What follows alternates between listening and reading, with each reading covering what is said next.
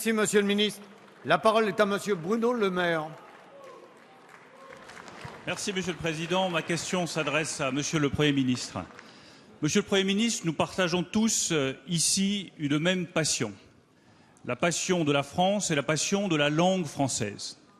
Or, il y a quelques années, a été mis en place dans les écoles primaires françaises un enseignement des langues et des cultures des pays d'origine. Cet enseignement était prévu pour les enfants issus de l'immigration, avec un principe, enseigner ces langues et ces cultures des pays d'origine pour favoriser l'intégration de ces enfants.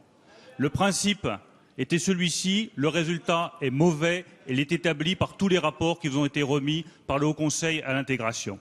Cet enseignement n'a pas favorisé l'intégration, mais le repli sur soi.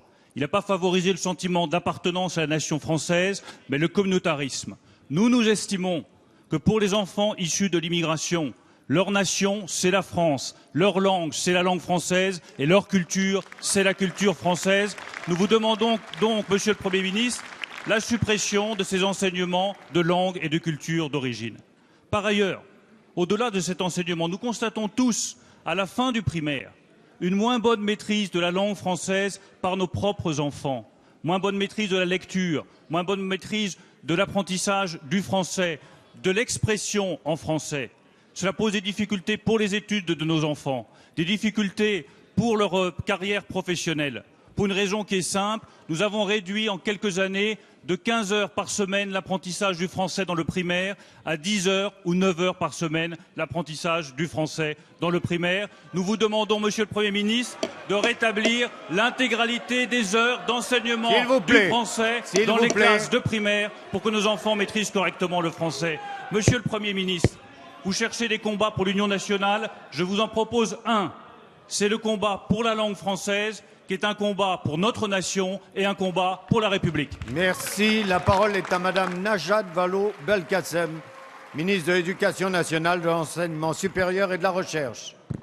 Merci, Monsieur le Président, Mesdames et Messieurs les députés. Monsieur le député Le Maire, vous avez très justement rappelé quel était l'objectif de ces ELCO au moment où la France les a adoptés, c'est-à-dire à la fin des années 70, 1977 très précisément. Il s'agissait en effet d'apprendre aux enfants d'origine étrangère leur langue et leur culture d'origine pour les aider à mieux s'intégrer dans la société française, développer leurs capacités, y compris d'apprendre la langue française, car il y a évidemment un lien entre le fait d'apprendre plusieurs langues, et de développer leur ouverture tout simplement. Le temps a passé, je vous l'accorde, et ces enseignements, faut-il le préciser, d'ailleurs ne concernent pas que l'arabe, ils concernent au fil des ans le croate, le serbe, le portugais, l'espagnol. Ces enseignements encadrés par des règles et des accords de coopération bilatérale. Et puis surtout, au fil du temps, le ministère de l'Éducation nationale a mis en place des contrôles pour veiller notamment à ce que les règles de laïcité s'y appliquent. Et des inspections sont régulièrement envoyées dans ces cours. La professionnalisation de cet enseignement est en cours et l'ouverture de ces enseignements à tous les élèves et pas qu'à ceux d'origine est régulièrement réclamée par le ministère aux écoles. Cela étant, je conviens avec vous que les temps ont changé et que ces langues dont nous parlons, en effet, mériteraient d'être prises sur du temps scolaire, naturellement, comme les langues vivantes, et qu'il n'y a pas de raison d'envoyer ce signal qu'elles ne seraient réservées qu'à ceux qui proviennent de ces pays étrangers.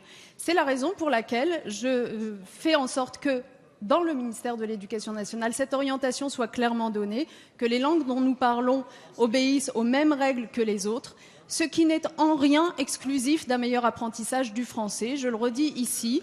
C'est la raison pour laquelle nous avons décidé d'ailleurs de redonner des moyens à l'éducation nationale, car votre constat, au fond, si nous avons fait perdre des heures aux élèves, c'est aussi parce que nous avons moins investi dans l'éducation nationale ces 10 dernières années. Nous renforçons l'apprentissage du français. Nous le renforçons avec des nouveaux programmes de maternelle.